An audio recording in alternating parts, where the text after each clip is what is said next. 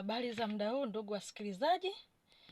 Tunaendelea na somo letu la kula mlo kamili, na kama tulivyoangaza kwa vipindi vilivyopita, tuliangalia kwa habari ya kula mlo kamili na tukasisitiza kwamba tunatakiwa tule chakula kama dawa ili tupunguze matumizi ya kutumia dawa kama chakula. Na hii tabia inatakiwa kuanza kujengwa kuanzia sasa. Tumekwisha kuona magrupu matatu ya chakula, na sasa hivi tunaenda kuona grupu la 4. Tumeona carbohydrate, tumeona protini, tumeona fati au mafuta, na sasa tunaenda kuangalia kwa habari ya vitamin na minerals au madini. Kwa hiyo ili grupu la chakula, minerals na vitamin, ni grupu mojawapo muhimu sana katika mwili wa binadamu, na magrupu haya yote yanafanya kazi kwa kusaidiana. Yanapokutana mwilini, yakiungana kwa pamoja, yanaweza kuleta matokeo yaliyo sahihi, na ndio maana tumekuwa tukisisitiza sana kupata chakula chenye mchanganyiko wa hizi aina za chakula ili kuweza kupata mlo kamili. Kwa hiyo vitamin ni virutubisho ambavyo vinapatikana sana katika mazingira yetu ya kila siku. Tunaweza kupata vitamini kwenye mboga za majani, tunaweza kupata vitamini kwenye maziwa, tunaweza kupata vitamini kwenye samaki, kwenye nyama, maini na baadhi ya vitu kama hivyo. Tunaweza kupata vitamini za kutosha za kutusaidia katika kujenga afya ya mwili. Kwa hiyo mwingine anaweza akajiuliza kwa nini vitamini inasisitizwa sana. Vitamini ni muhimu katika afya yako kwa sababu ya kazi zake nyingi ndani ya mwili. Tuna aina nyingi za vitamini. Tuna vitamini A, na hii imekuwa ikijulikana sana, maana kwa wale wenye watoto watakumbuka kuna wakati watoto watakiwa wapewe matone ya vitamini A. Hii ni kwa sababu ya umuhimu wa hii vitamini ndani ya mwili, na baada ya kuona kwamba watoto wengi chakula wanachokipata nyumbani kinakuwa hakina vitamini A ya kutosha, kwa hiyo inalazimu kupata vitamini A ya nyongeza, kwamba angalau mtoto apate kiasi kinachohitajika mwilini kulingana na mahitaji ya mtoto. Kwa hiyo vitamini A imekuwa ni ya muhimu ndani ya mwili, na inasaidia sana katika kuimarisha uoni, yani afya ya macho. Imekuwa ikifanya kazi nzuri sana. Lakini vitamini A pia inaweza kupatikana katika vyakula mbalimbali. Inaweza kupatikana kwenye karoti. Ukila karoti inasaidia kupata vile vinasaba ambavyo vinaweza kusaidia kupata vitamini A mwilini. Lakini pia unaweza kupata vitamini A kuna mapapai, unaweza kupata vitamini A kwenye maembe, kuna kiini cha yai, na ndio maana watu tunasisitiza watu kuchemsha yai ili kupata kile kiini kina virutubisho vizuri kwa ajili ya vitamini A. Kwa hiyo vitamini A ni aina mojawapo ya vitamini ndani ya mwili, na inasaidia sana katika kuimarisha afya ya macho, lakini pia na vitu vingi ndani ya mwili. Vitamini zinafanya kazi zaidi ya moja ndani ya mwili. Lakini pia tuna vitamini D. Vitamini D nadhani wengi tumekuwa tukisikia.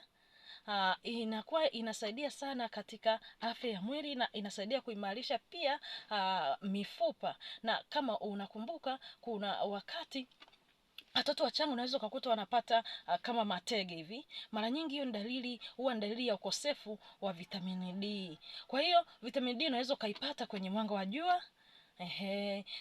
Kwa hiyo vitamini D inapatikana kwa staili hiyo, na kwa kweli inahitajika sana ndani ya mwili. Na kuna baadhi ya vyakula pia ambavyo unaweza kupata vitamini D, na inahitajika kwa wingi kwa ajili ya kusaidia katika kuboresha afya ndani ya mwanadamu, lakini pia na kusaidia katika hilo eneo la kuimarisha mifupa. Ndio, na kupunguza ile hali ya watoto kupata matege. Ndio maana unaweza ukakuta mtoto umempeleka hospitali, labda umeona changamoto ya matege, lakini utashangaa anaandikiwa vitamini D na kwa muda mrefu. Ile akiitumia kwa muda mrefu unakuta ile mifupa inarejea inapata ule uimara. Ni kwa sababu pia inafanya kazi kwa kutegemeana na virutubisho vingine ambavyo vinakuwa ndani ya mwili. Sio kwamba inafanya kazi yenyewe, lakini inahitajika sana ili zile taratibu na mifumo ya mwili ya utendaji kazi iweze kufanya kazi vizuri. Lakini pia kuna vitamini E, na yenyewe inahitajika sana mwilini, na ni nzuri kwa ajili ya kuimarisha afya ndani ya mwili, lakini pia inaimarisha pia ngozi. Kwa hiyo hizo ni vitamin ambazo zinahitajika sana. Kuna vitamini K pia zinahitajika ndani ya mwili. Vitamini K inahitajika, unaweza kupata pia kwenye mboga za majani, na kiufupi vitamini nyingi zinapatikana sana kwenye mboga za majani. Lakini pia unaweza kupatikana pia kwenye zile mbegu za maboga, unaweza kupata vitamin. Unaweza kupata kwenye matunda vitamin.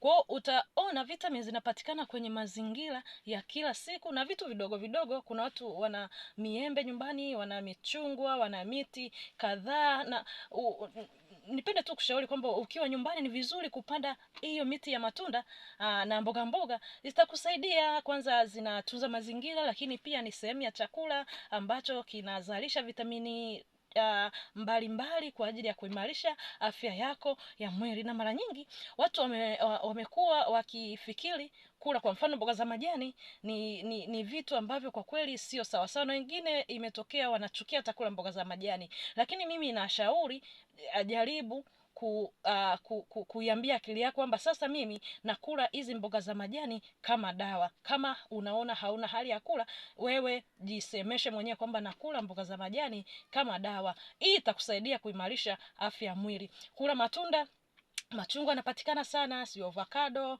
banana, na baadhi ya matunda mengi mengi, mapapai, nanasi, matikiti, yale yana vitamini za kutosha. Kwa hiyo jitahidi kula vyakula vya namna hiyo, vinasaidia sana katika kuleta vitamini mwilini. Na vitamini zinasaidia sana katika kuimarisha kuanzia kwenye mifumo ya fahamu, zinasaidia kuanzia kwenye mmeng'enyo wa chakula, afya ndani ya mwili, afya ya mmeng'enyo wa chakula na vitu kama hivyo. Vitamini ni muhimu. Lakini pia kuna vitamini ni vitamini B, ambayo ile B ni B ziko za level mbalimbali. Kuna B1, B2, B5, B6, B12. Hizi ni mkusanyiko wa vitamini B ambazo ni muhimu sana ndani ya mwili wa binadamu. Zinasaidia katika kuimarisha mfumo wa fahamu. Kama mnakumbuka, mama wengi wakiwa wajawazito huwa wanapewa dawa ambazo ndani mwake zina vitamini B. Unaweza kukuta kuna folic acid, lakini unaweza kukuta kuna vitamini B6, vitamini B12. Hizi zinasaidia sana katika kuimarisha mfumo wa fahamu, hasa mtoto anapokuwa katika hatua za ukuaji ndani ya mwili wa mwanamke. Zinasaidia katika kuzuia mgongo wazi, zinasaidia kuzuia changamoto kama hizo wakati mtoto anapokuwa katika hatua za ukuaji katika mfumo mzima wa fahamu. Ni muhimu sana. Lakini pia katika mfumo pia wa damu, utengenezwaji wa damu, nahitaji vitamini 12, nahitaji vitamini hiyo folic acid. Kwa hiyo vitamin ni muhimu sana. Vitamini 6 pia inasaidia sana katika kuimarisha mfumo wa fahamu. Kwa mfano wale wenye ganzi mara nyingi unaweza kukuta wanapewa vyakula ambavyo wanashauriwa kula vyakula vyenye vitamini, lakini pia wanapewa na dawa ambazo ndani mwake zina hiyo B6. Lengo la haya yote ni katika kuhakikisha mwili unapata virutubisho vinavyohitajika ili kuweza kufanya kazi sawa sawa. Kuna na vitamini C pia, tusisahau. Kama mnakumbuka kipindi cha COVID watu walisisitiza sana kula vyakula vyenye vitamini C, kula machungwa.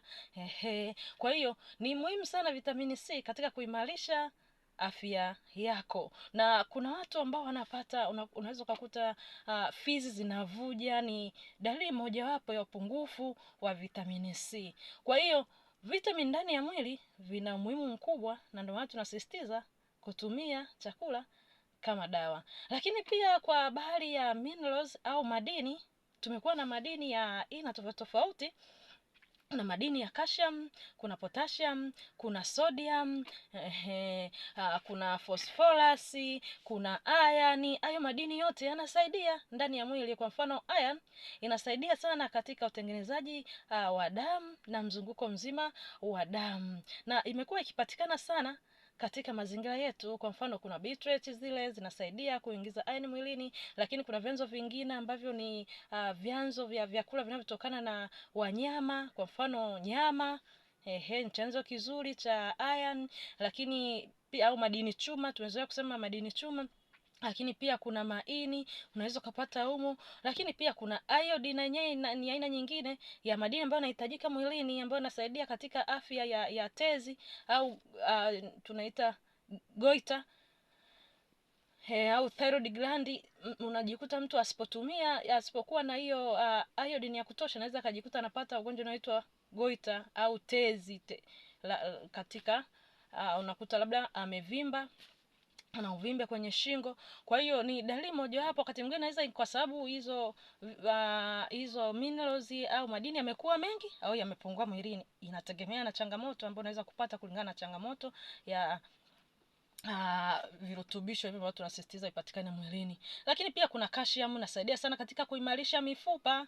Ndiyo, kuimarisha mifupa, lakini pia na utendaji kazi wa mifumo ya fahamu. Kuna potassium pia ni muhimu sana katika utendaji kazi wa moyo na mifumo yote ambayo inahusisha katika kufanya kazi kwa mifumo ya fahamu, zinahitajika sana sana, na ni mojawapo ya tunaziita electrolyte ambazo zinahitajika vizuri mwilini. Yani haitaki kupungua, haitaki kuwa juu sana kuliko kawaida. Kwa hiyo kina kiasi ambacho tunashauri kama wataalamu. Lakini pia kuna sodium, kuna chlorine. Kwa hiyo hizo ni madini ndio au minerals zinazohitajika. Zipo na nyingine nyingi sana, lakini hizo zote pia zinapatikana kwenye vyakula vya kila siku. Utapata kwenye maziwa, utapata kwenye soya, utapata kwenye nyama, utapata kwenye maini, utapata kwenye karanga, utapata kwenye mbegu za maboga.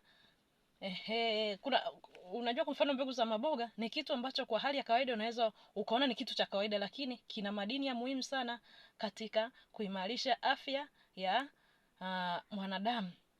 Kwa hiyo kwenye eneo hilo, hivyo ni vitu vya muhimu kuzingatia unapokula chakula kamili. Lazima ukumbuke kutumia vyakula vyenye vitamini, lakini pia na madini katika kuhakikisha unakamilisha mlo kamili na kuupa mwili uwezo wa kufanya kazi yake vizuri kwa kushirikiana na aina zingine za virutubisho ndani ya mwili na kuleta matokeo yaliyo bora kwa ajili ya ustawi wa afya yako. Na ndio maana tunasisitiza, na utaona hakika ni vizuri kutumia chakula kama dawa ili kupunguza matumizi ya dawa kama chakula.